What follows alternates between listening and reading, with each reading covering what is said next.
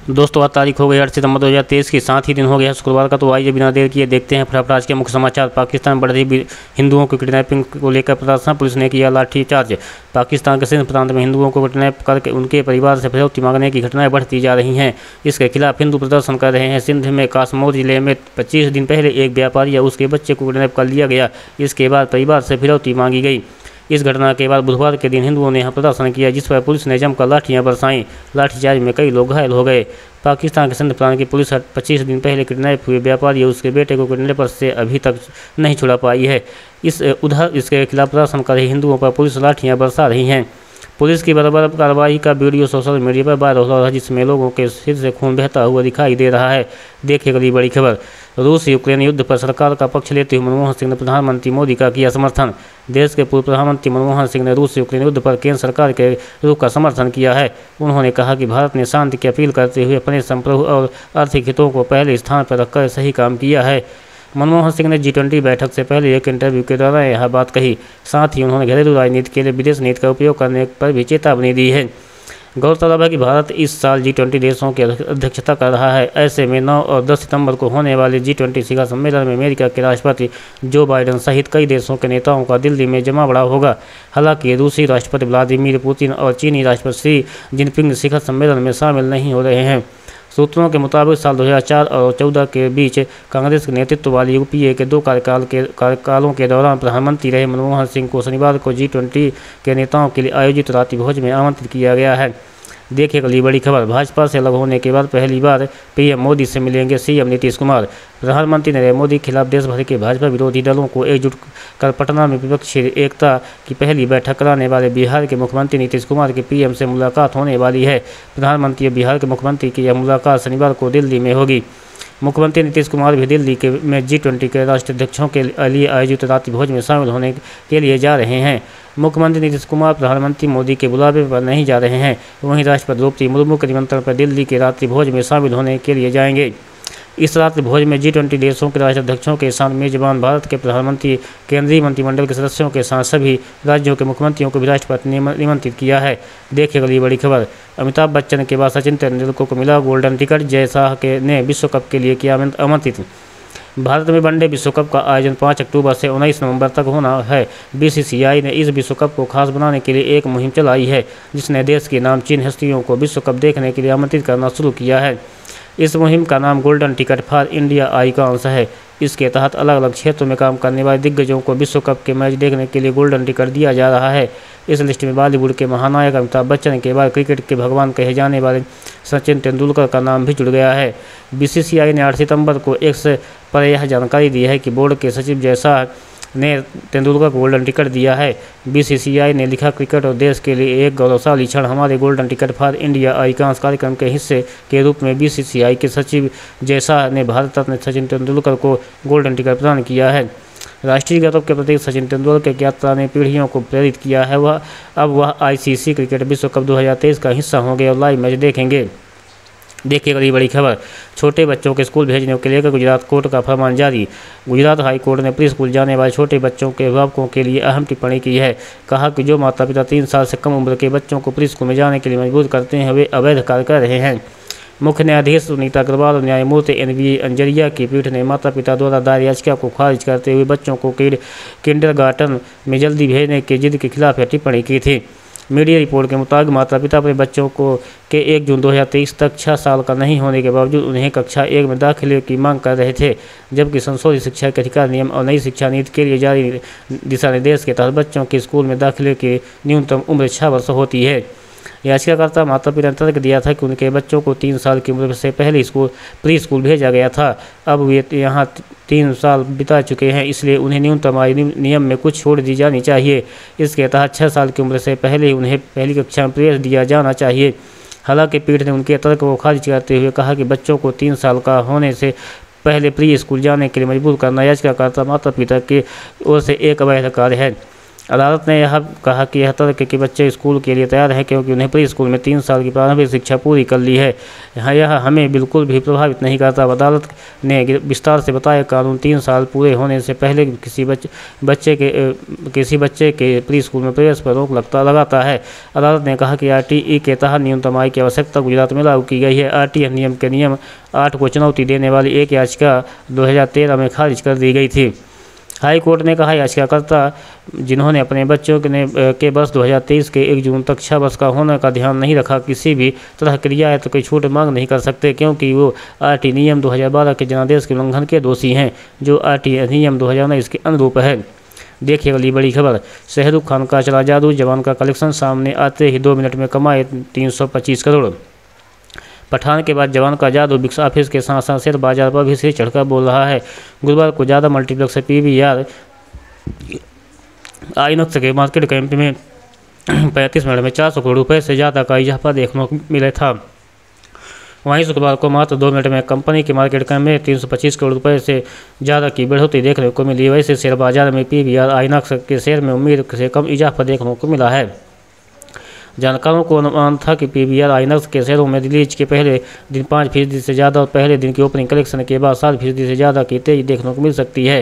Company के share ने इस मोर्चे पर निवेशकों को निराश किया है, जबकि गदर 2 के मौके पर PVR आइनॉक्स के शेयरों में अच्छी तेजी देखने को मिली थी। देखिए अगली बड़ी खबर, देश भर में जन्माष्टमी की धूम, मंदिरों में उमड़ी श्रद्धालुओं की भीड़। कृष्ण जन्माष्टमी मसलों में तो नज़ारा देखते ही बन रहा है।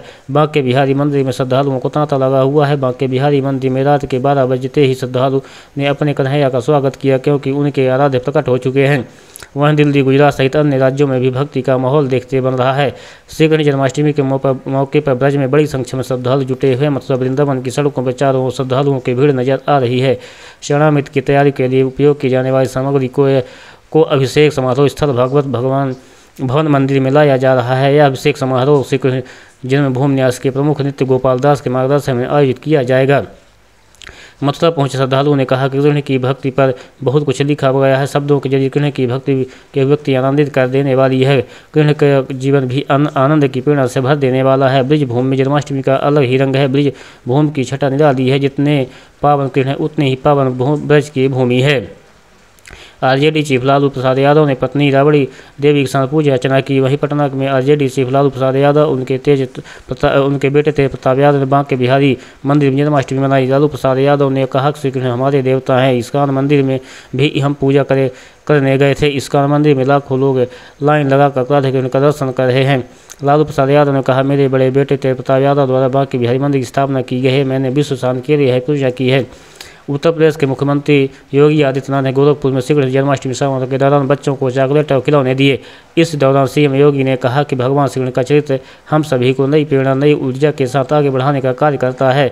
भगवान श्री कृष्ण के चरित्र को अंगीकार कर मानवता के कल्याण के लिए हम सभी को सकारात्मक ऊर्जा के साथ आगे बढ़ना चाहिए। देखिए अगली बड़ी खबर, 2024 से पहले उत्तराखंड में लागू हुआ uniform civil code, CM Dhami ने कर दिया ऐलान। उत्तराखंड के मुख्यमंत्री पुष्कर सिंह धामी ने कहा कि उत्तराखंड में जल्द ही समान नागरिक संहिता जल्द ही लागू हो जाएगा। UCC ने यूनिफॉर्म सिविल कोड को लागू करने के लिए एक कमेटी बनाई गई है। CM धामी ने कहा, कमेटी के आधार पर UCC लागू किया जाएगा।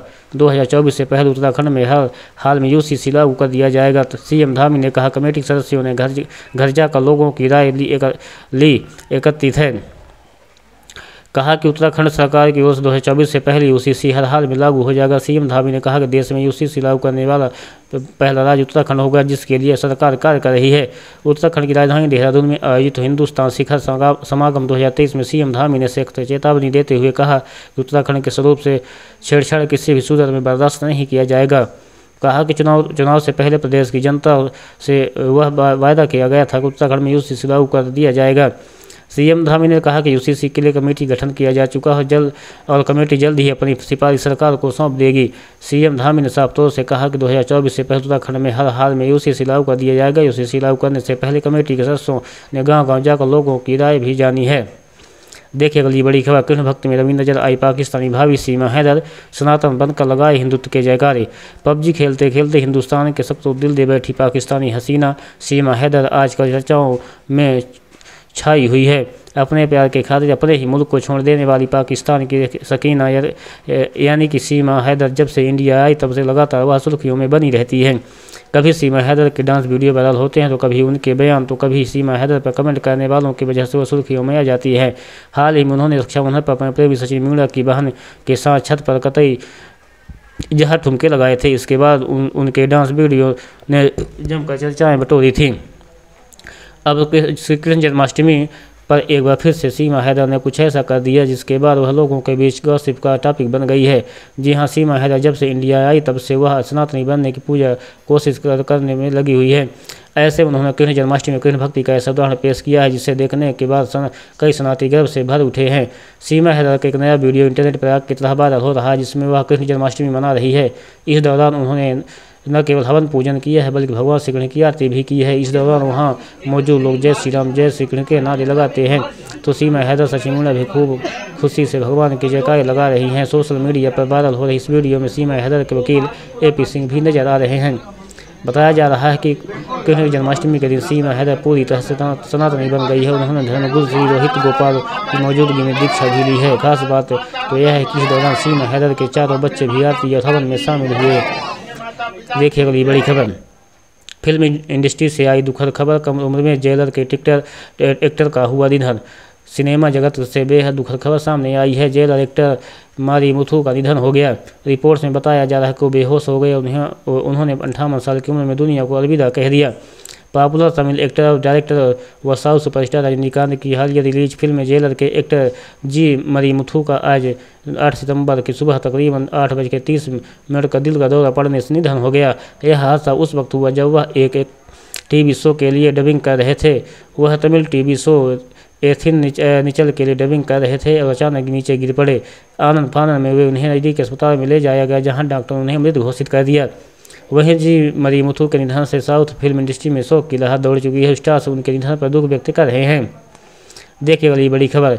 मध्य प्रदेश में CM आवास योजना शुरू। CM शिवराज ने अफसरों से कहा कोई गड़बड़ी बर्दाश्त नहीं करेंगे।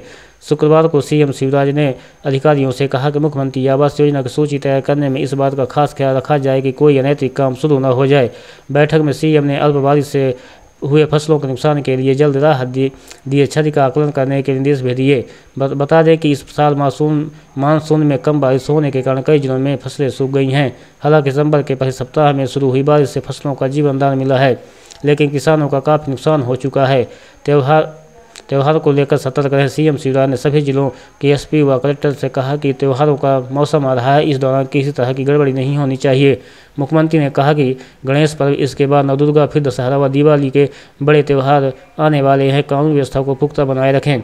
पुलिस अपनी चुस्ती और सावधानी में कोई कमी न रखे। CM ने DGP से कहा कि वह स्वयं लगातार समीक्षा करें।